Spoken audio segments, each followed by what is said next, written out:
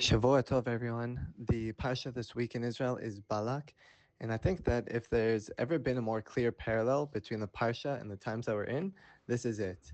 Balak, this evil king, let's call him Iran, hires Bilaam to curse the Jews.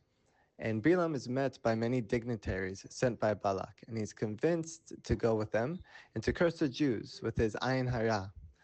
Now, he travels on his donkey, and from there he goes to 3 different places. Let's call it Gaza, Lebanon, and Yemen. And he tries to find the bad in the Jewish nation. And in the end, it doesn't work. And he says the famous line of Mah Tovu olecha Yaakov, Mishkanotecha Yisrael, which alludes to the 2 levels, let's call it the 2 sides of the Jewish nation. We, as the Jewish nation, should strive to see ourselves the way our enemies see us in this week's Torah portion. One unified camp. They don't see the religious, the non-religious. They just see the Jewish people unified as one camp. And unfortunately, at the end, the Jews fall to sinful ways by being seduced into idolatry by the Moabites and the Midianites. So my question is how often does this story play out? Iran, the evil king, trying to hire 3 different proxy nations to find the weaknesses in the Jewish nation and attack.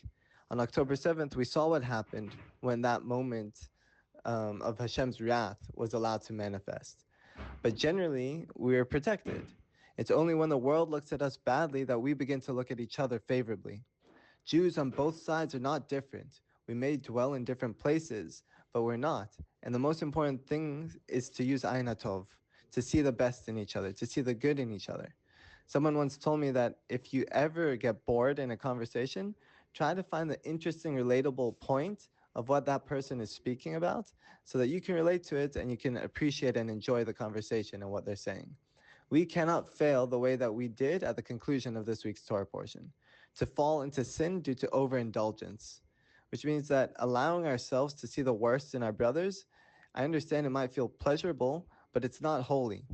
The sin of Baal Peor that the Jews fall to at the end of the Torah portion was exactly that, overindulgence in pleasure.